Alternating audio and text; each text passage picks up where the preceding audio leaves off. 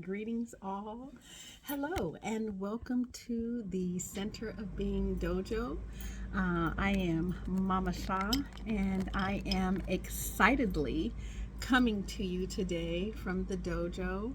I had a wonderful occasion of networking at the Atlanta Small Business Expo in downtown Atlanta. I am very thankful to the partnerships that pulled that wonderful activity together for those of us who are small business entrepreneurs here in the Atlanta marketplace. It was a wonderful opportunity to be out and about, to be heard, and to be seen. I'm hoping that all are able to hear me now. I'm in the dojo tonight, working again on some candles, so I'll continue with that work. But I just kind of wanted to come to you this evening and just share the gratitude that I was able to experience being in company with like-minded individuals, those of us who are persevering in the climate of this economy, in this political landscape, in the restructuring of this social economy and this social ecosystem, right? And so um, again, the meanderings of the heart of Mama Shah, right? So, one of the things that has been on my mind as I close 2022, this is the end of my 50th year of life. I turned 50 in January of this year, and I'll look forward to hopefully turning 51 in January of 2023. And so as I'm at this midpoint of my life, watching so much happen in this what feels like turn of a century, because it literally is for me turn of the half century, but this turn of century events that have been going on here lately, all of the news and the rhetoric around the elections and who we have for candidates here within the Georgia space of electoral body, and watching people with decisiveness participate or not in this midterm season, really sitting back and watching the power structure progress and evolve. Being at that small business conference, juxtaposed to this political landscape where we're moving through these seasons of opportunity, whether captured or missed, right?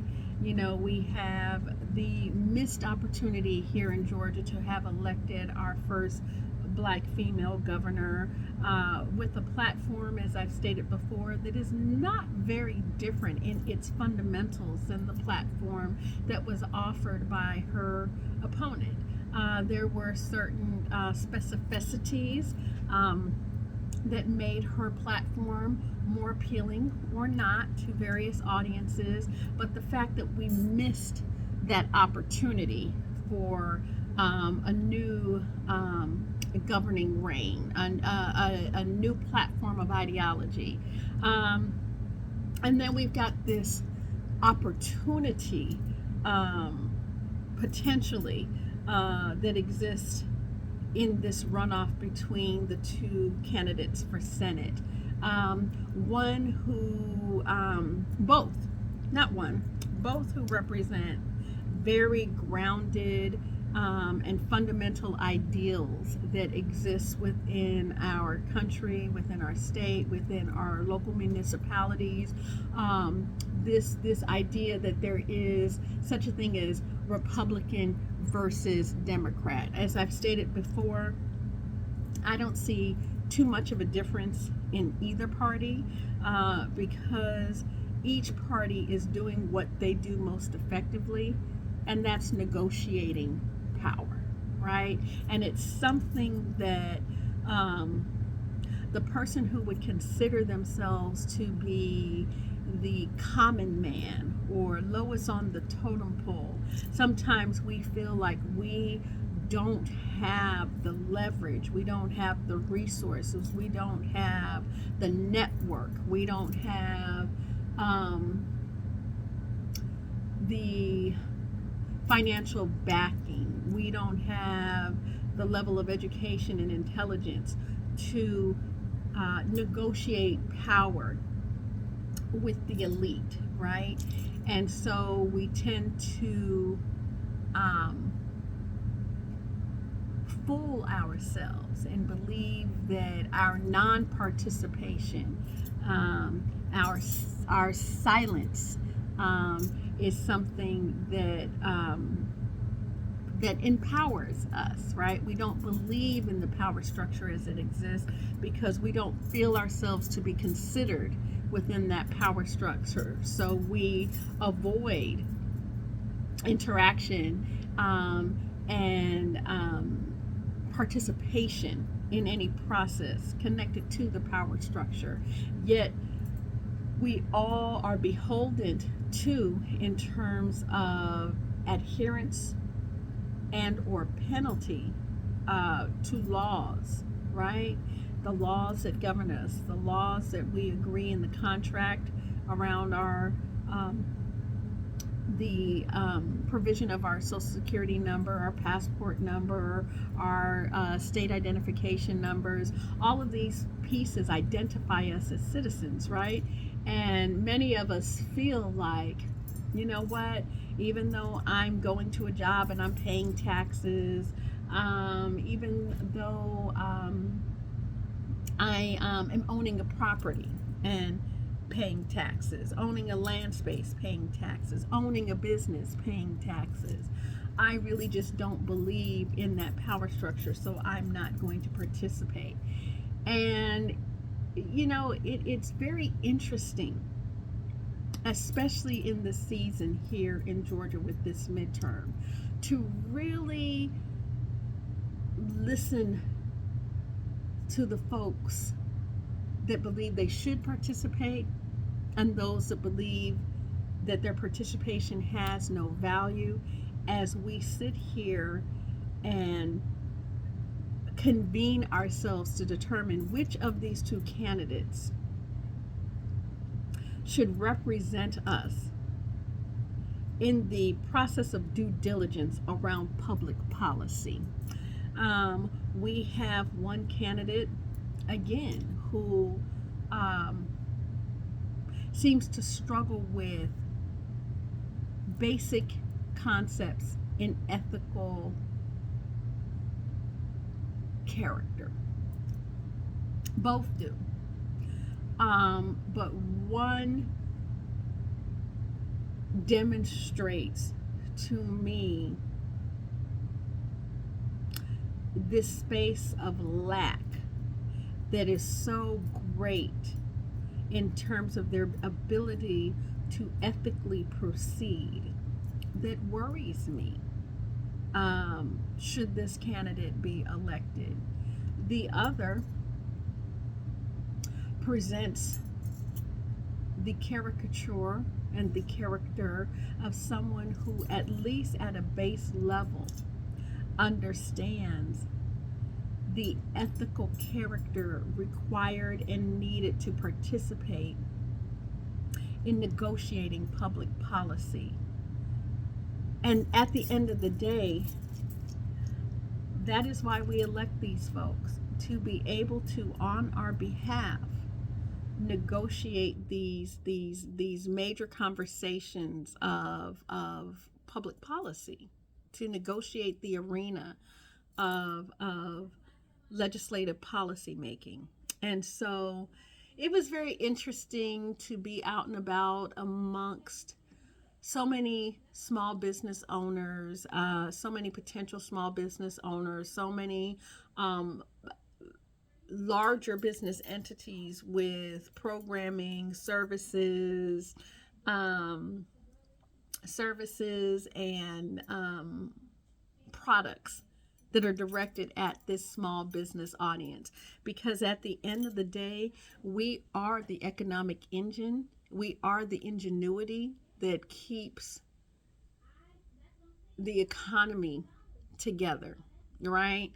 Um, and so it was interesting to be out and about with those folks who within the space of a recession, right?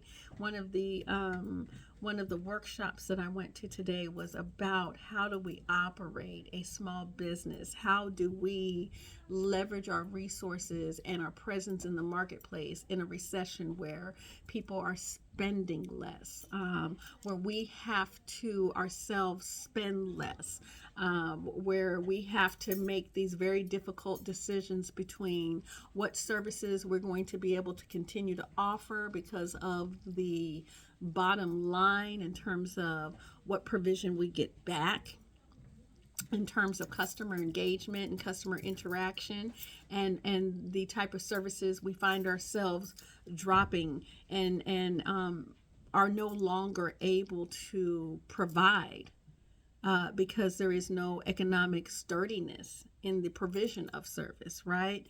And you know, it just has me thinking. Um, it has me thinking, what are we, oh, what are we doing? What are we doing as a country? What are we doing as a population? Why is it that we are allowing ourselves to even believe the rhetoric of recession? What is this thing called recession? I understand what it means on a basic level, right? Um, but we have these other conversations out here where we have multi-billionaires, right? Um, Losing multi-millions and still being able to maintain a space of being a billionaire. And we as the working class, we as the small business owner are the engine in the economic system. It I don't know, something just seems very, very off to me. I I I'm having a difficulty even placing this meandering into words because it's something that it just pressed so heavily upon my heart today. Is like I said, I'm walking through all these spaces with these young people and elder people and these people with old concept and new concepts, and we're all out here networking and attempting to promote our businesses and gain resources for our businesses. And we've got these major companies out there marketing services to our businesses, and this is the economic engine, right? Then why is there a recession? Why are we in any economic turmoil whatsoever? And when I went to one of the workshops today, and they were talking about doing business in a recession, right? And the thing that hit me and struck me the most is when the person was saying, part of what you have to do in order to remain a business that is viable, you've got to look at your services, and there are just going to be some things that you can't offer anymore. Offering that service or that product is not economically feasible. It's just not something that in a recession time you can continue to offer because it's going to take away from that bottom line. But why? Why? Especially if you're offering, typically, most businesses, one service, a type of product. even if it's a plethora of products within a particular industry or area, it's your primary thing. And you have to scale even that back because you're not able to afford to do business. And more importantly, people that require and need your services are not able to afford your price point. So then you have to do things like, we're in a recession, there's inflation. So am I going to up the charge of my services so that I can compete with marketplace trends? And even though last year, last month, 6 months ago, 2 years ago, these services, in my own opinion, were worth X amount of dollars. But in order to keep up with the trend of recession and inflation, I am now going to up the price of my services. All of it, this is a thing that throws me off. Are we just all in business to be hoarding our wealth over other people? Is this what we're really into and about at this stage of life? That we're here to hoard resources, to hoard wealth, that we're going to not have the ethical character to know that our neighbors are struggling. And so in order for us to survive, we, the small business owner, we're going to make a decision on whether we're going to upcharge on our services to keep up. It is why, at the end of the day, if this recession is to be believed that we are indeed in a recession, isn't that the reason why we're in a recession? Because there are billionaires. Now hear me. There are billionaires who not only have every personal expense from this point in their life to their potential death completely paid for. And because they are billionaires, not only their expenses, but the expenses of their spouses, mates and partners, the expenses of their children, mates and their partners, some folks, their children's children, mates and their partners. We're talking about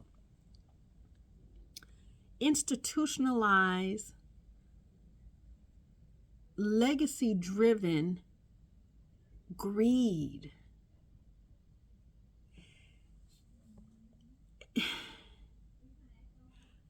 Why does it make sense to buy into the concept of a recession? Because we want to believe, we are actually allowing ourselves to be fooled into believing that there is somebody out there who has worked harder. Like I said, walking around and seeing these folks, some of these folks standing up all day, feet tired. Mine were. We're walking around, we're networking, we're passing out business cards, we're chatting, we're explaining what we do in business, attempting to get people to want to cultivate business relationships with us. It's work. And then you come from that space and you have to sit down in your workshop, at your desk, in your space of business, and then continue to do the work of being a small business. If I'm a business of one. I am my own employee. I do everything for my business, my marketing, my promotions, my accounting. I create my products. I create my curriculum. I deliver the curriculum. I deliver my service model. I am my primary trainer. And so it's a lot of work. I'm always working. Even when I'm resting, I'm working because my brain is always going around different business concepts, different ideas to promote myself, different ideas to engage the population with my brand. It never ends. I'm always working. There is nobody that can say of the small business owner that we're not working hard. And so am I to believe that there is somebody who is working harder than I am, and so therefore they deserve the lion's share of economic finance that's out there? It's almost insane to me. And that's why I said, here we are in this time where we have these two candidates that are up for election. One who clearly demonstrates an inability to participate in the constructive dialogue around public policy. I mean, just honestly, this person shows an inability to engage in a constructive dialogue around public policy, meaning they have said one thing out of their mouth and their behavior, their character, their decision making, and their outcomes reflect contradiction. And we have another candidate who, quite similarly, not and not that they are exactly the same, but whose own character has some issues. They've been demonstrated and brought up. Folks are able to read and to see some of the character flaws in both candidates. But one clearly demonstrates an ability to participate in the process of negotiating public policy, right? And so, why would we? What?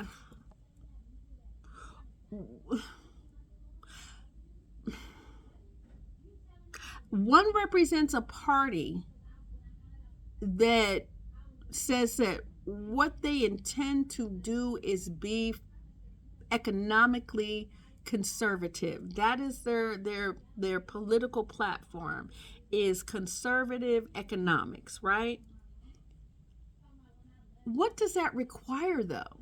What level of strategic thinking, what level of critical thinking is required to negotiate conservative economic political strategy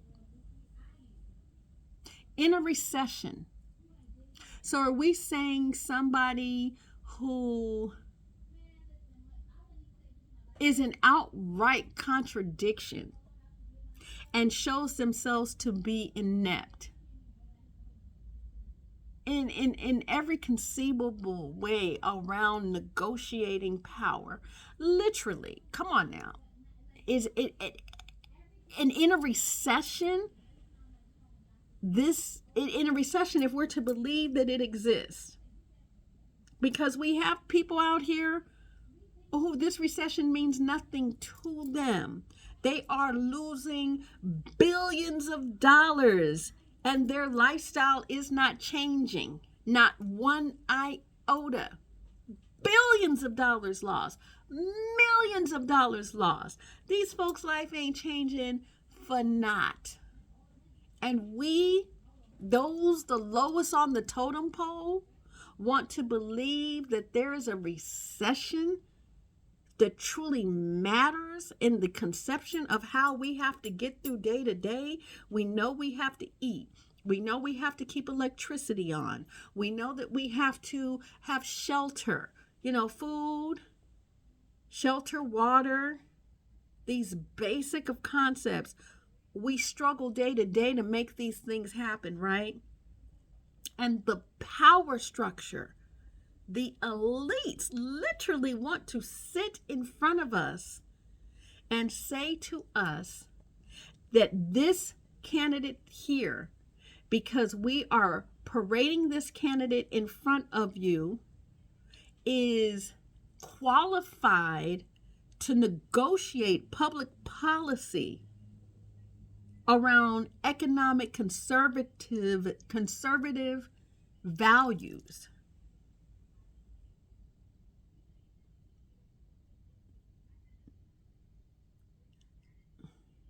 And we're supposed to believe that this person has the ability to negotiate that conversation, not on the behalf of those of us who are lowest on the totem pole, and so let's say therefore don't really matter, right? We're on lowest on the totem pole, we're the working class, we don't really matter, even though small business is really what keeps this country moving. People who are willing to invest their savings, their time, their money earned from other spaces of employment back into the economy for the purpose of creating jobs.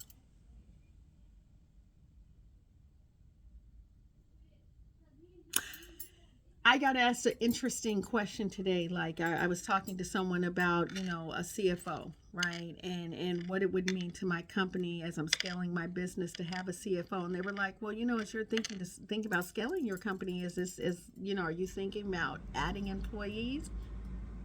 Absolutely. And one of the first positions that I'd like to make available is someone internally, somebody that I can to operate with a measure of accountability to me around my finances and my fiscal sturdiness. That for me, if I'm doing everything else and I don't have a degree in finance, but I'm doing everything else, I've got to let one ball go, right? If there is one ball that I want to let go to someone who can do it better than myself, it's going to be in the arena of my fiscal astuteness, right? In the area of my fiscal responsibility and accountability to make sure that I'm getting and doing it right. This is just on a basic level. And the Republican Party wants to hand me the candidate of someone who shows themselves not only to be a contradiction in their basic value structure, but in terms of the rhetoric around their platform, where they have still not vocalized to myself, to the pleasure of myself, any ramblings, any spaces of public policy that makes sense in this climate. This person is unable to offer me a small, treading water, Black female owned small business, any public policy initiative that would have me to believe that in their position around conservative economic policy, whether it should affect me positively or not, that where they stand in a space of creating that policy and negotiating it, any one of their constituents is going to be in a better space economically. I don't see how that candidate is going to be able to do any of that. The candidate for me barely feels literate.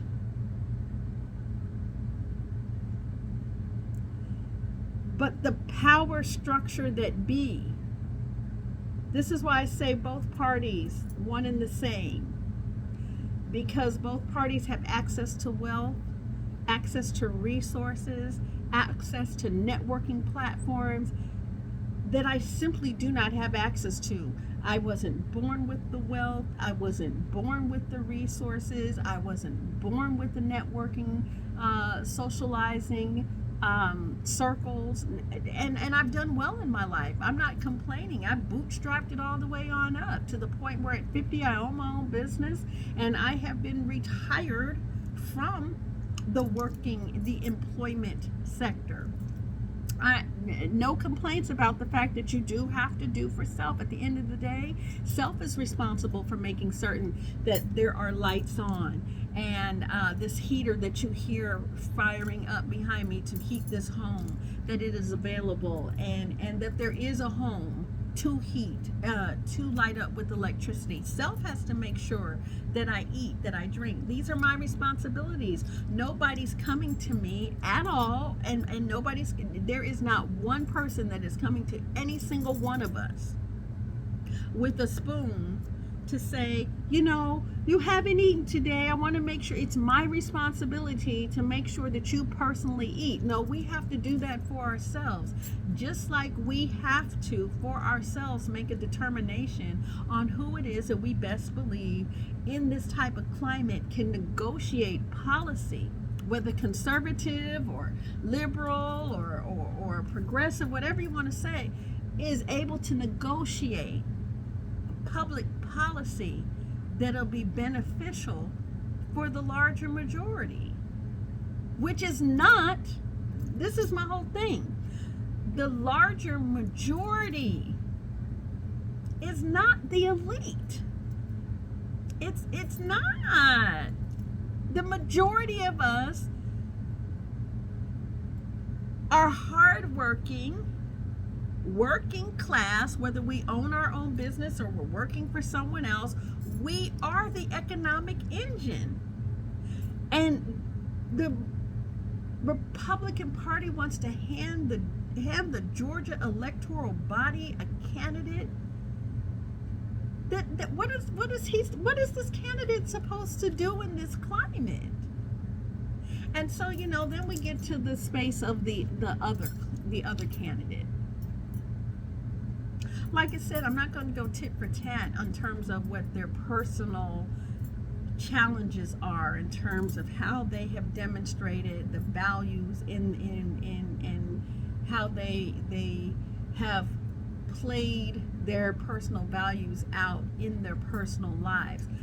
But one candidate has clearly shown their ability to negotiate policy on behalf of a majority that does not have the access through resources, through networking, through finances, through education, through opportunity that the individual has. They are willing to negotiate on behalf of the majority, have a track record of doing so, whether you as a constituent are in full agreement with the public policy that has been enacted.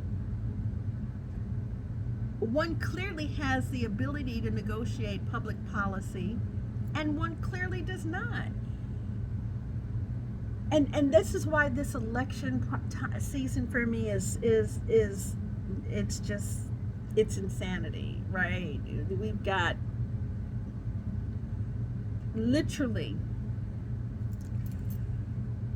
a rapper, a entertainer, let me say that. We literally have an entertainer, two entertainers, one a rapper and one a reality TV star. Well, both. One a rapper who is also a reality TV star, and one who is a reality TV star who pretends to be a businessman. Both of them have recently, one of them past and prior, we know publicly has filed for bankruptcy on behalf of his companies and or his personal self, allegedly, and again, all of this is alleged. This is all my opinion. But one of them who has in the past demonstrated a requirement to file for bankruptcy. And why do we do that? Because our financial stewardship of our own personal or business finances was so underdeveloped that we had to take the loss of everything, excuse me, and have stuff written off to reemerge again. And now, mind you,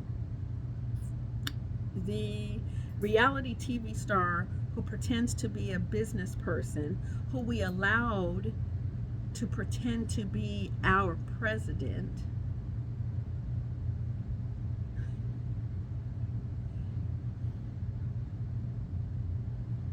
who allegedly and then not literally grabbed the personal space of a woman. Like I said, these character flaws, right? This person who's shown themselves within their own business content to be scandalous.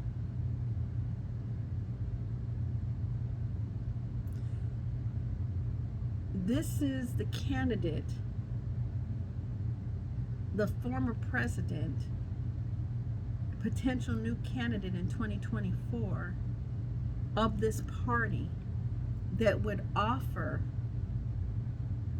the state of Georgia the candidacy of a former NFL player who is barely able to pull together a coherent statement, much less about any type of public policy initiative, just a coherent statement, period.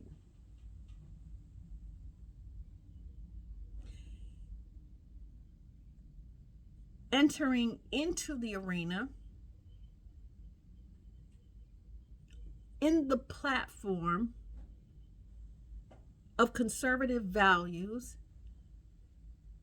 is a reality TV star who is a gifted entertainer, who says to us publicly, after announcing his intention to run for president of these United States, allegedly, that he just recently learned that he does not know how to manage a business. And so he gets to learn now because he was able to maintain substantive value. This person is still able to substantiate their lifestyle after the loss of billions. And we, the common person, working so hard to pay for food that the elite, because that's who owns the major food stores and the trucking companies that distribute our food. They don't own the trucker who does the driving. That's usually an independent contractor, but they own the distribution platforms. These are the people that we want to believe deserve to be in power. These people who are telling us, because they're able to fumble billions and millions and trillions of our hard-earned dollars, literally money that we as a population, as a constituent base, as a citizenship, we are the citizens of these United States. Each one of us that works and each one of us that does not, we make up these United States. We are the majority. The oligarchs, the plutocrats, the 1%, they're the minority. There are not more of them. than there are of us. And we really give them this type of power over us, where we really are going to allow ourselves to sit in a situation where we have to make a determination on if we want a barely literate candidate versus one who can at least read and negotiate public policy. Is it and you've got literally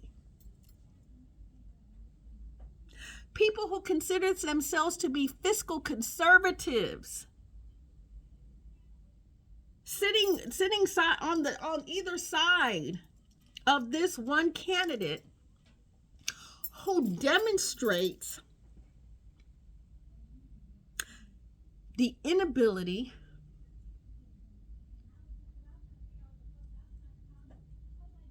beyond inability, the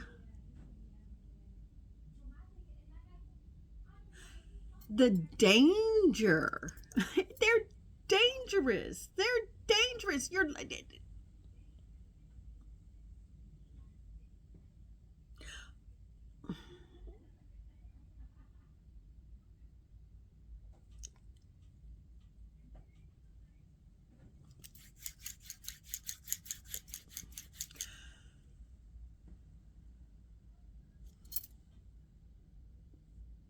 so,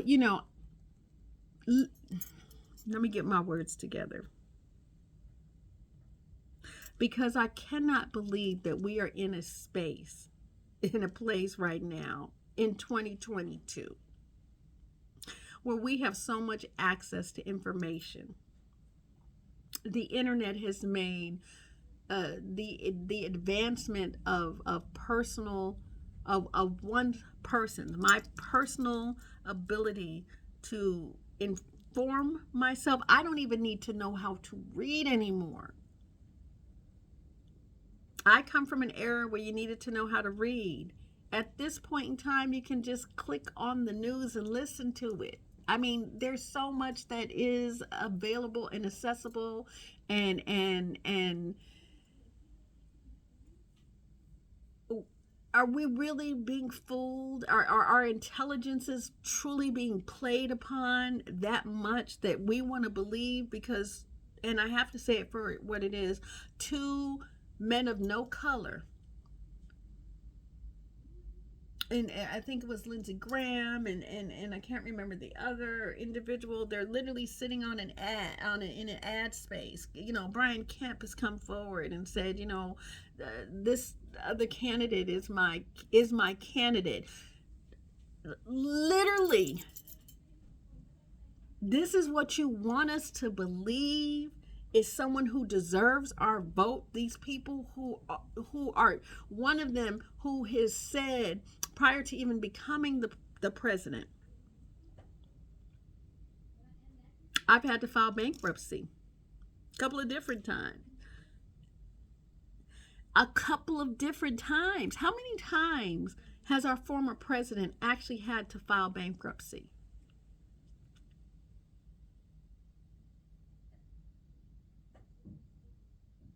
How many times has our former president had to remake the public image of himself? How many times?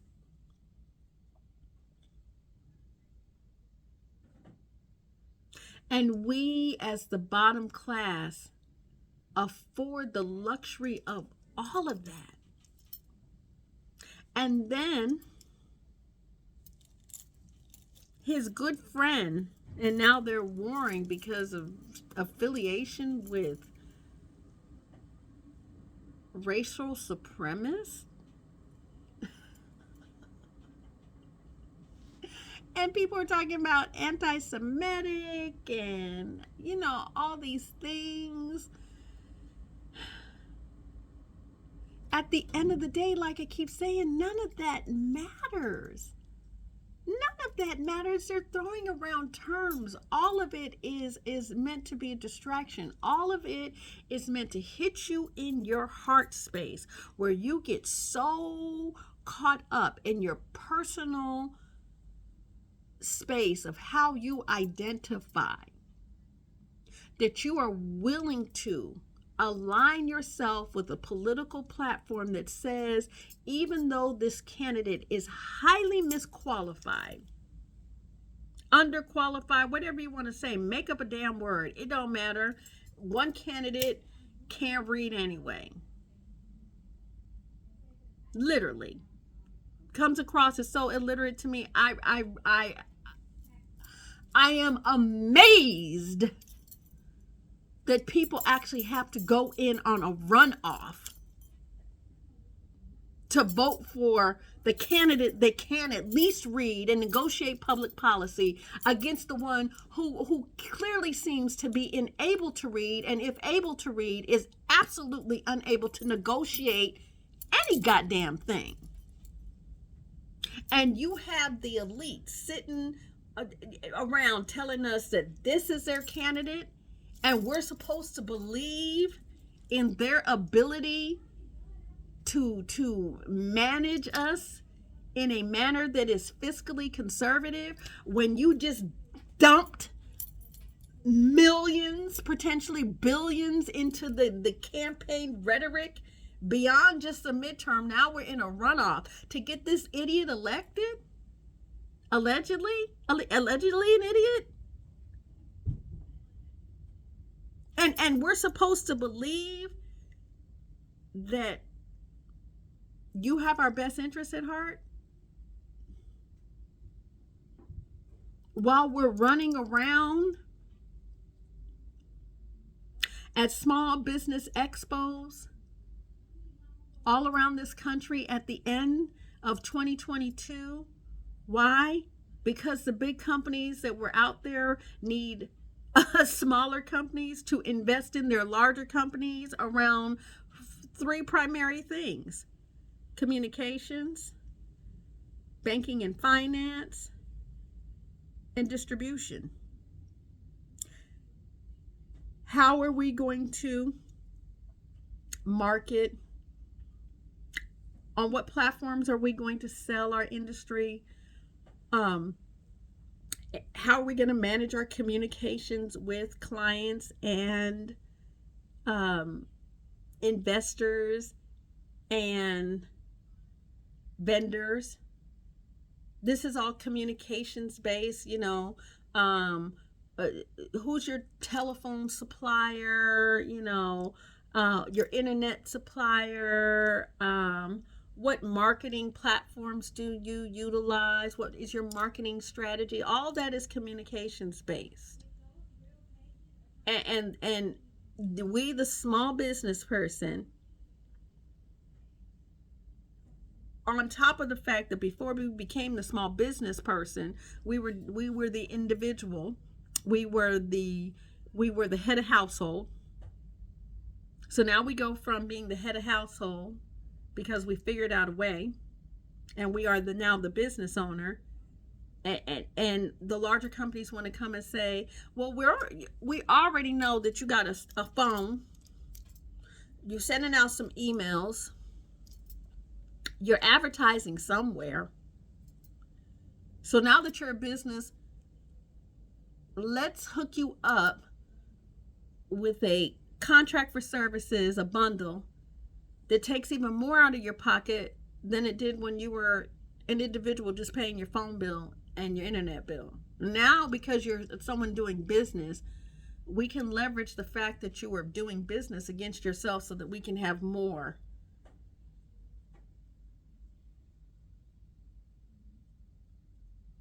of your bottom line. Because at the end of the day, we big businesses are going to survive either way, because we have stockholders whose children's children are taking care of for the next 6 or 7 generations.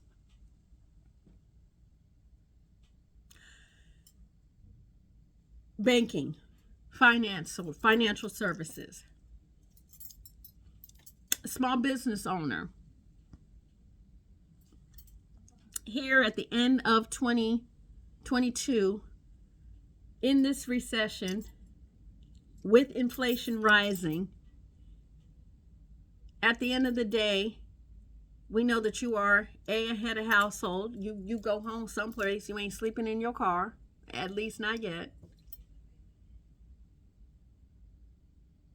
We want to offer you some financial services, not any loans. Wasn't nobody out there talking about, I got loans for you, all, here's the money, so that you need money to make money, here's some money to make money. Wasn't nobody out there on the spot. Wasn't no lotto, wasn't no cash machine for anybody to get in and have the cash spin around and you grab as much as you get. Nothing like that. Nothing like that. No free for all. No. And mind you, we have got people losing billions, and they are still fine. They're still fine. They're able to pay their rent. They're able to not just pay their rent. My home is about, my expenses in this home are, at the end of the month, they're close to about $5,000. That's just the truth. And it's a stretch for me to have to make it happen, and I do.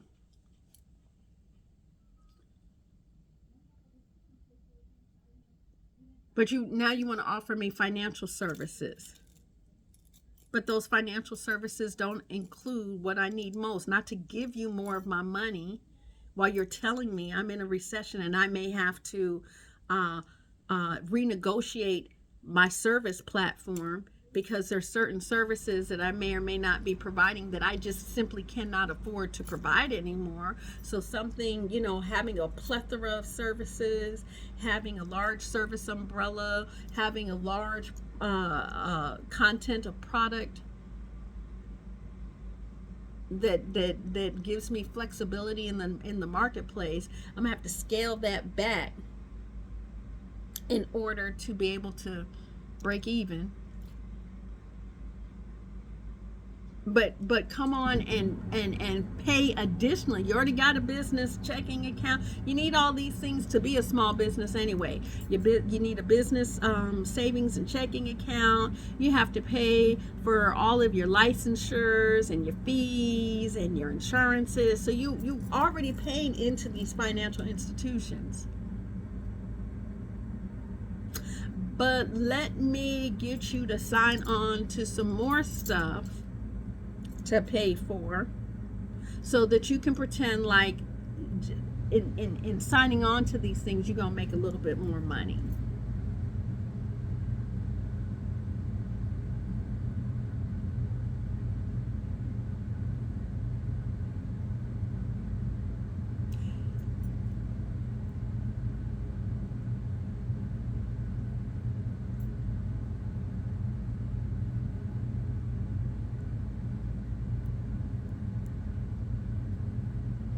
Wasn't nobody out there offering no gas cards. Oh, you came to the expo today?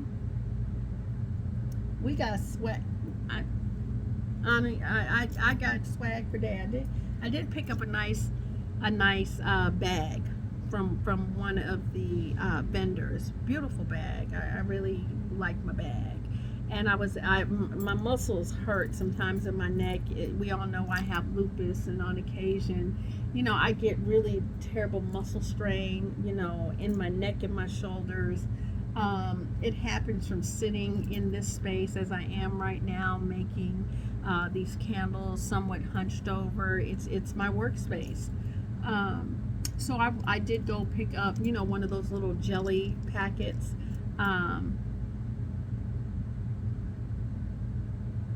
Sorry, my phone was saying I'm out of space. So I picked up one of those like little jelly packet things, and I put it in the freezer here in the dojo, so that in a moment when it's time for me to go to sleep, I'll be able to, slap that thing on my back and give myself some comfort. I found a cute little dog, a little plush puppy dog from a granddaughter. I knew she was gonna like that, and a cookie. I can't eat the cookie because I'm allergic to wheat, but I believe my granddaughter will really enjoy this shortbread cookie, and she will. Did nobody in a recession, one with all this swag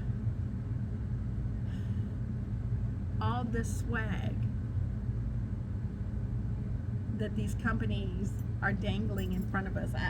I needed some hand sanitizer. I had run out of, handheld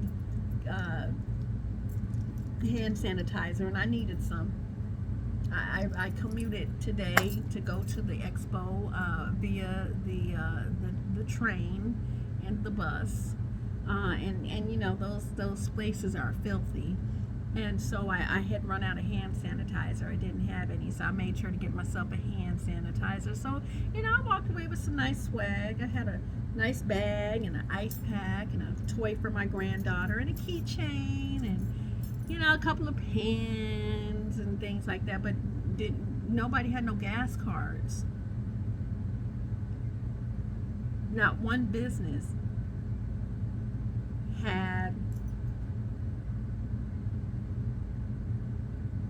a service discount. Take this literal card, and for coming to the expo, treat yourself to a meal on this company. Yeah, 5,000 people came through the expo, and 5,000 people times $25 a person to eat. Do the math. I'm not about to. Not one company had anything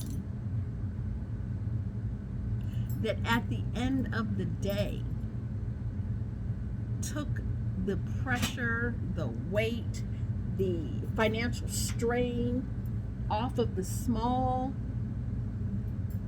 business owner's back.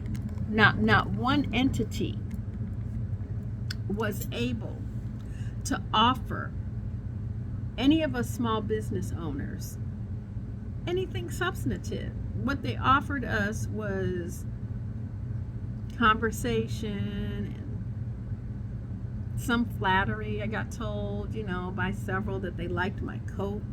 Everybody liked my purple coat. That's nice. Thank you. Got told by several, you don't look a day over 45. Thank you. I'll claim all my 50. I'm not ashamed of it.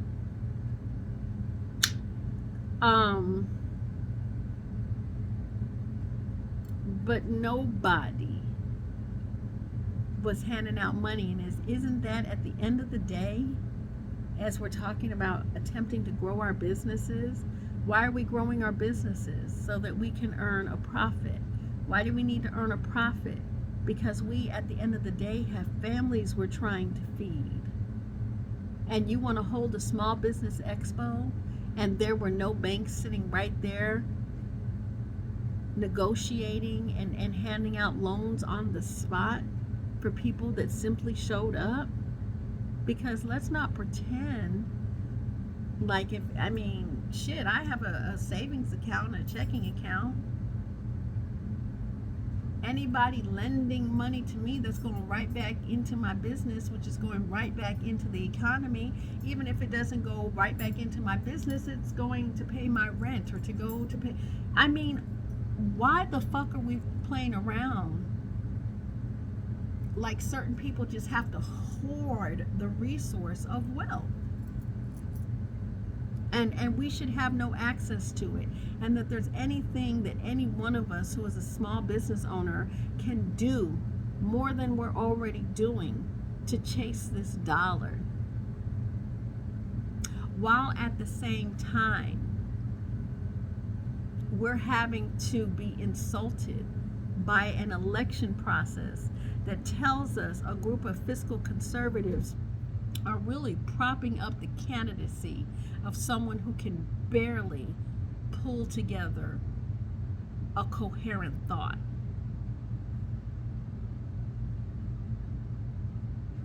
and that potentially in 2024 we have the candidacy of one person who has already demonstrated their inability to effectively lead other than towards a place of chaos.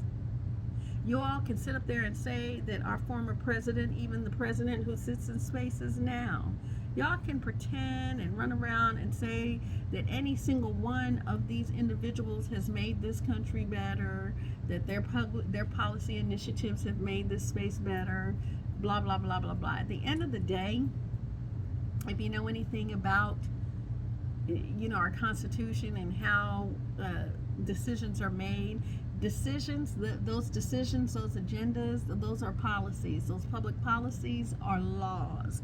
Those laws are engaged upon by our legislative body, our House and our Senate, and then of course they're pushed up the stream to our president, who signs them into law.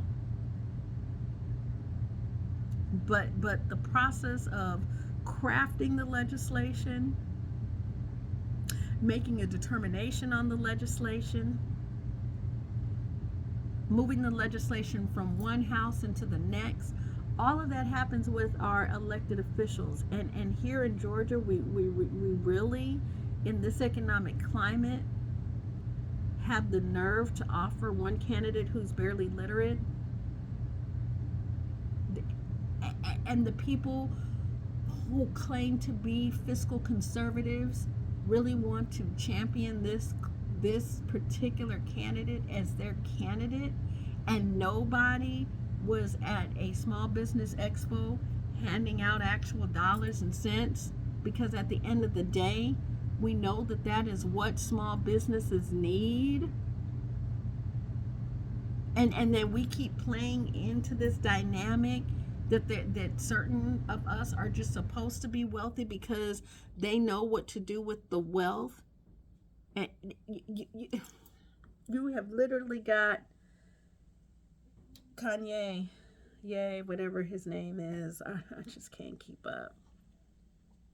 Literally on a podcast tour telling people that he is so inefficient in the management of his business spaces that he doesn't even understand what tax evasion is, how he could possibly have evaded taxes, and has to run around to, again, his handlers to determine how much it is that he may potentially owe in a tax return. To which he says, I now, after potentially, it's 50 million, but I have the 50 million, even though 70 whatever a certain percentage of my wealth has been taken away. Another percentage of the wealth has been frozen. But I've already made my baby mama, who is white, so her life matters, but mine as a black woman, it is through the effort of people such as myself who have purchased your discography and made you the multimillionaire that you are. My life doesn't matter, but hers does, because she's white.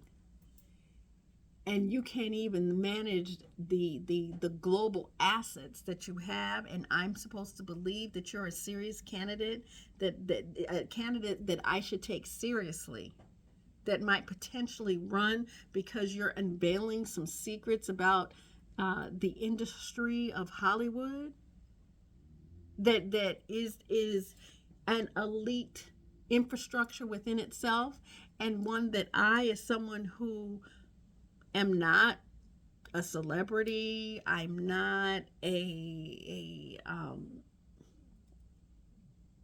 music talent. That's just not the calling of my life. I'm a wellness agent. I am a developmental. I am a business development strategist. And I pursue those strategies with a wellness concept. because that's my background. I worked as an electoral organizer, and I engaged in the activity of analyzing public policy. And I gained state licensure, went to school, studied various aspects of the body. And when I say various, as would be anyone in the medical profession and allied medical professions, and had to pass a state exam to gain my professional licensure. So I have this rich history of analyzing public policy so that I could engage marginalized communities in the negotiation of power with the power structure elite.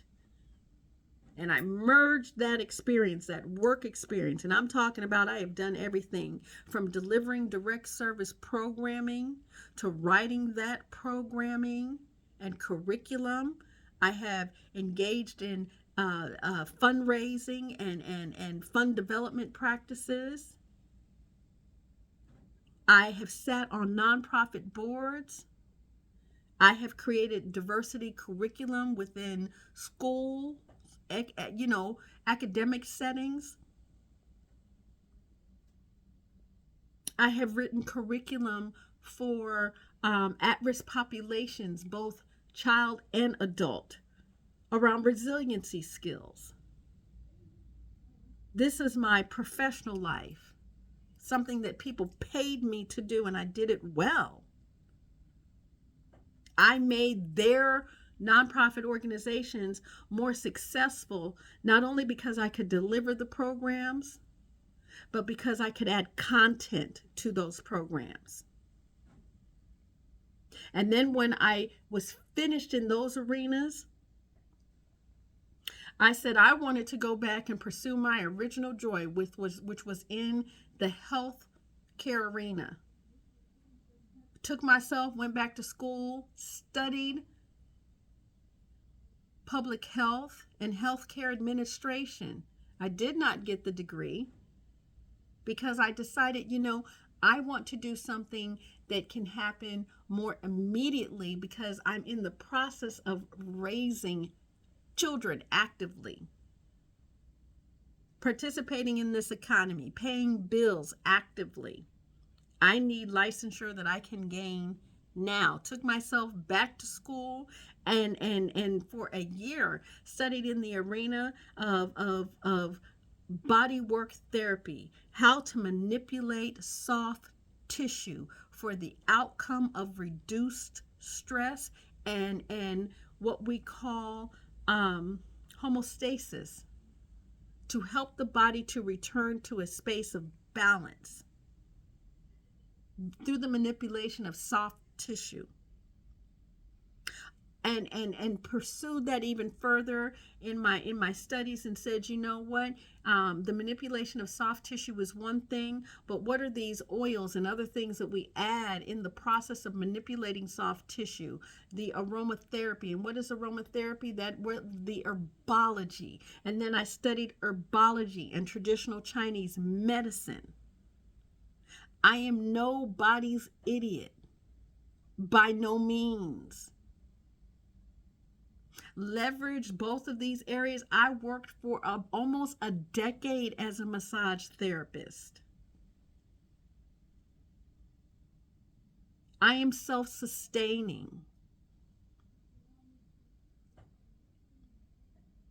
I have recreated myself and my professional persona, and had to pivot and had to be creative, had to be humble, had to operate in the greatest senses of vulnerability, had to shelter my children from every storm by myself, and have figured out to be here with skin glowing after surviving a heart attack,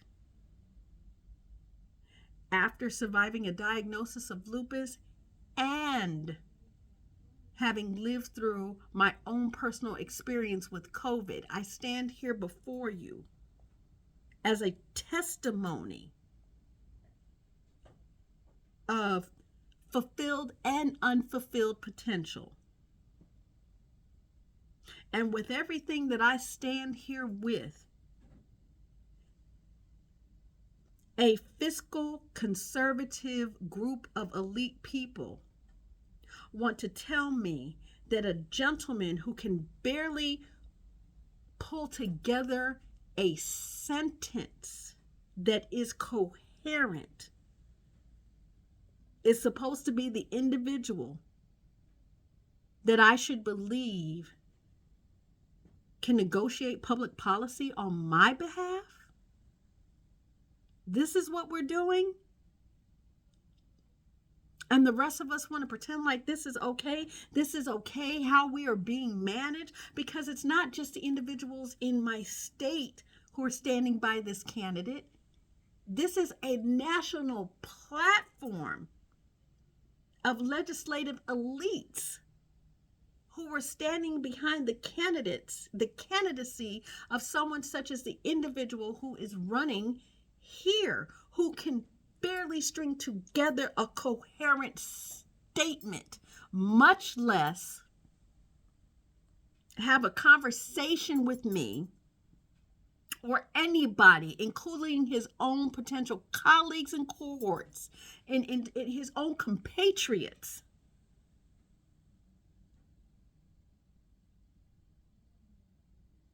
about the potential of not just fiscal policy, but defense policy, healthcare policy, education policy, social service policy.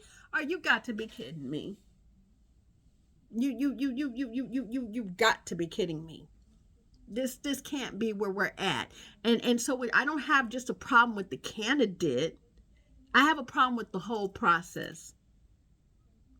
So I'm very excited. It was wonderful to be out today at the Small Business Expo. I don't often get dressed up. I'm usually here, as y'all have seen, in my house, running around in my cow pajamas, doing many things, including working my garden, refurbishing my van, teaching my children in homeschool, managing my business and my household, helping to raise a grandchild, and continuing to support the ascension of 2 young adult children, one of whom I took with me to the Business Expo today. My son joined me because I needed to participate with him in the networking process and introduce him to this effort to commingle and to gain resource within the community of privilege and access that exist. I do all of these things. I don't often have the opportunity to be this dressed up. On occasion, in some of my presentations to you as an audience, I've been dressed up. I did that with specific intent. But for the most part, I don't have time for hair and makeup. I'm actively doing this thing. What did the young Kardashian woman say? Just get off your ass and work. You just need to get off your ass and work. Yeah, honey, I'm doing it every day. While your husband run around here talking about as he loses billions and millions of dollars simply because he's irresponsible with his rhetoric and so many other things. And I'm supposed to believe that this person has my best interest at heart? He doesn't even respect or like the fact that I'm a black woman. My life don't matter to shit for him. And at the end of the day, after what I've seen today and the fact that there could be a small business expo where not $1 was delivered to any one business. There was no plan in place that put all of our names in a hat and they shook that hat. and pulled out a damn name and said, Excalibur Boo, come up and get your $25,000. Everybody look in your swag bag. Everybody has received a gift card for gas. We thank you. We know it's a recession. We know gas is extremely high, and we thank you for coming out. And so we've leveraged our partnerships in the financial spaces and our conglomerate partners. And we've made certain that everybody who participated here today has a gas card. And look a little bit further down in there. Please, we'd like you to treat yourself and your family to a meal on us. None of that in a space and a time where they're saying recession is a real thing, but quadrillionaires can lose billions, and billionaires can lose millions, and millionaires can lose millions, and we're supposed to all prop it up and then vote for folks that are just fuck shit stupid. I'm telling y'all folks, if we don't wake up and realize that we cannot continue to be the silent majority, Black women in particular, we cannot continue to be the silent majority. We cannot. You know, I've said it before, our children are being killed. They are. We had the beautiful young woman in Shanquella who was a small business owner, taken out by friends who were nothing but what we would call haters. There was no reason to take that young woman's life. Her life was taken because folks were plotting on her because she was a success against all odds. Those of us who are out here making the economy work so that billionaires can lose millions, we're the ones who are being sacrificed in these streets so that folks like Kanye can now figure out how, Ye can figure out how to run a damn business. I don't know, folks.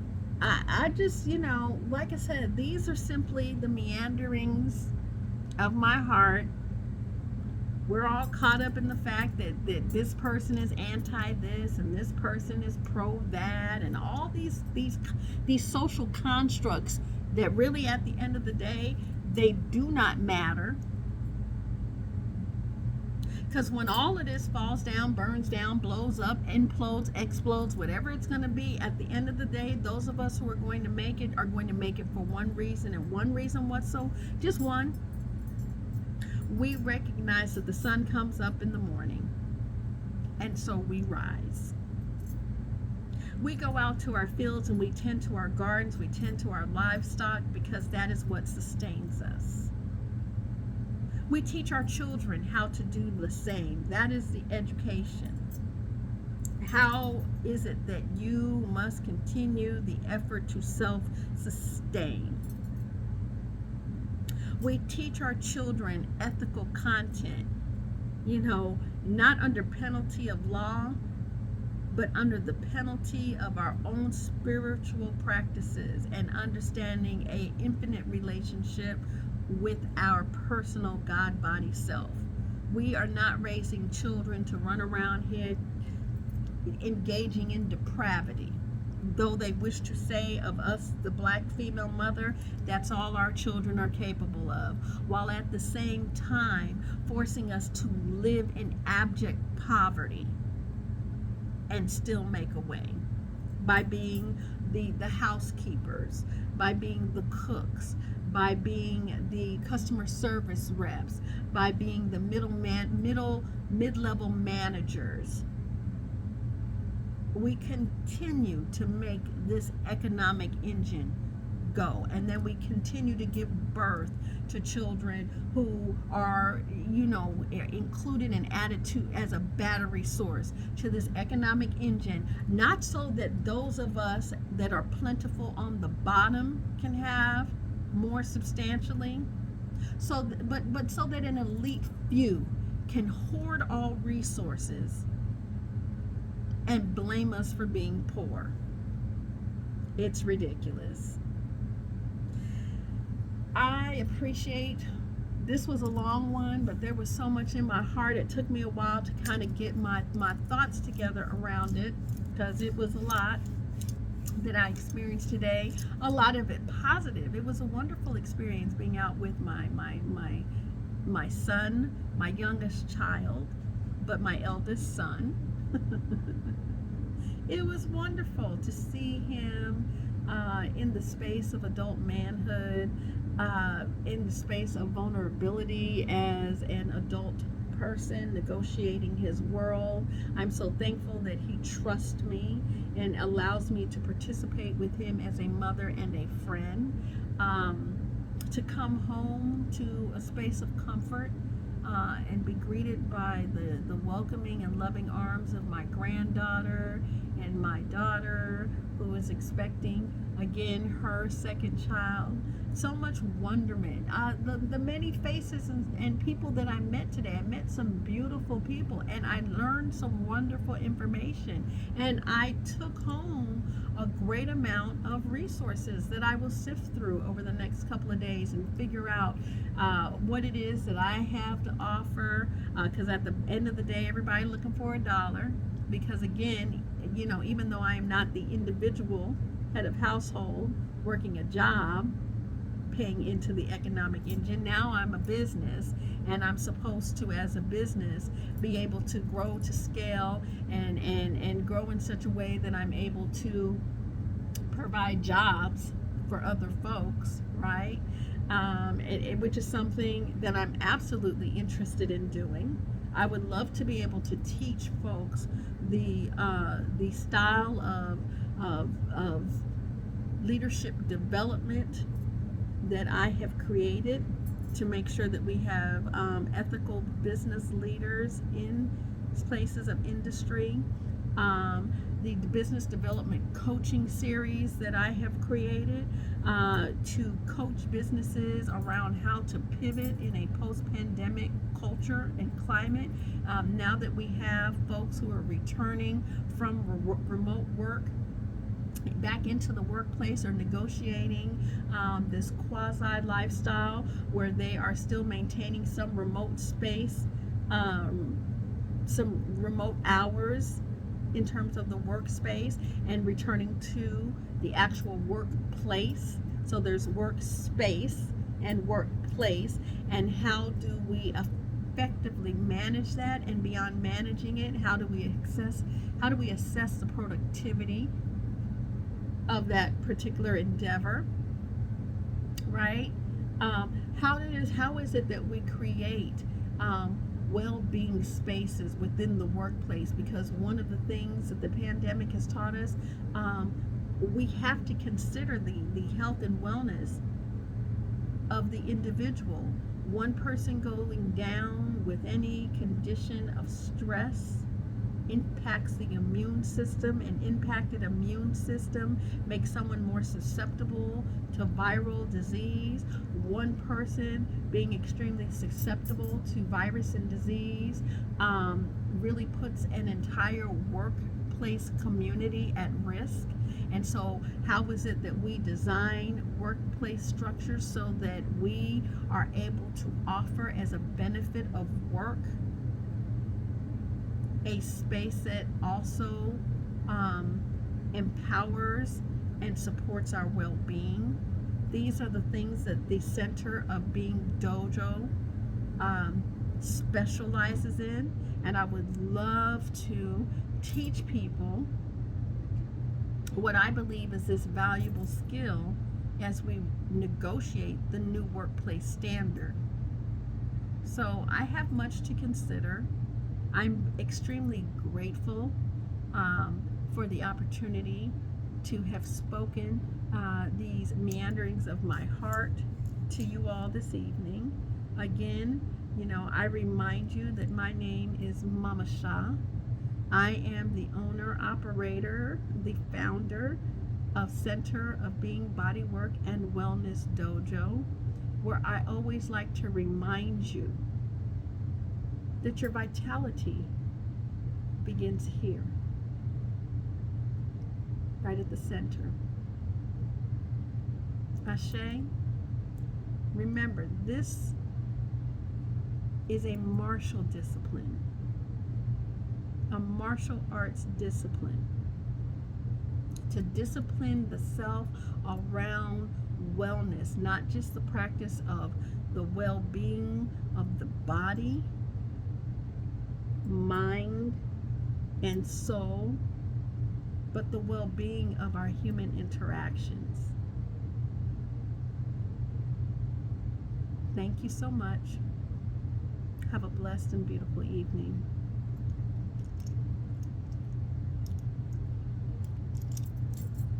Peace.